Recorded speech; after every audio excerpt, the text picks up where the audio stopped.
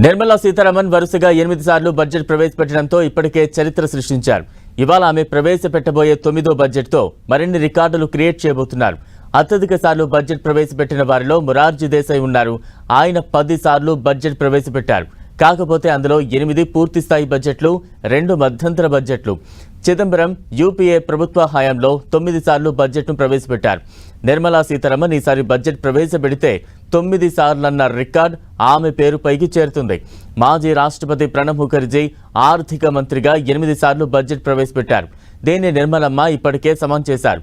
యశ్వంత్ సిన్హా కూడా 8 సార్లు బడ్జెట్ ప్రవేశపెట్టారు. మాజీ ప్రధాని మన్మోహన్ సింగ్, పివి నరసింహారావు ప్రభుత్వంలో ఆర్థిక మంత్రిగా ఉన్నప్పుడు 6 సార్లు బడ్జెట్ ప్రవేశపెట్టారు. మొరార్జీ దేశాయ్ వంటి దిగ్గజాల కంటే నిర్మలా సీతారామన్ కొన్ని విషయాల్లో భిన్నమైన రికార్డులు నెలకొల్పారు. భారతదేశ చరిత్రలో వరుసగా 9 సార్లు బడ్జెట్ ప్రవేశపెట్టిన ఏకైక వ్యక్తిగా ఆమె నిలవబోతున్నారు. మొరార్జీ దేశాయ్ వరుసగా 6 సార్లు మాత్రమే ప్రవేశపెట్టారు. ఒకే ప్రధానమంత్రి హయాంలో ఇన్నిసార్లు బడ్జెట్ ప్రవేశపెట్టిన ఆర్థిక మంత్రిగాను గౌరవం ఆమెకే దక్కుతోంది. 2020లో ఆమె 2 గంటల 40 నిమిషాల పాటు ప్రసంగించి అత్యంత సుదీర్ఘ బడ్జెట్ ప్రసంగం చేసిన మంత్రిగా రికార్డు సృష్టించారు. ఇందిరాగాంధీ అదనపు బాధ్యతగా బడ్జెట్ ప్రవేశపెట్టగా పూర్తిస్థాయి మహిళా ఆర్థిక మంత్రిగా బడ్జెట్ సమర్పించిన తొలి మహిళ నిర్మలా సీతారామనే. బడ్జెట్ సూట్ కేస్ సంప్రదాయాన్ని మార్చి ఎర్రటి వస్త్రంలో చుట్టిన ట్యాబ్ విధానాన్ని నిర్మలమ్మే మొదలుపెట్టారు.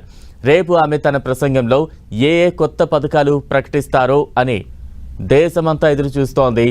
ఆదాయ పన్ను, ట్యాక్స్ స్లాబ్స్, మధ్యతరగతికి ఊరటనిచ్చే అంశాలు, పొదుపు పథకాలు, వ్యవసాయం, గ్రామీణాభివృద్ధి, మౌలిక సదుపాయాలు, ఇలా ఏ రంగాలకు, ఏ వర్గాలకు నిర్మలా సీతారామన్ తీపి కబుర్లు అందిస్తారోనన్న ఆసక్తి అందరిలో నెలకొంది. పైగా నిర్మలమ్మ బడ్జెట్ ప్రసంగాలు సుదీర్ఘంగా ఉంటాయి.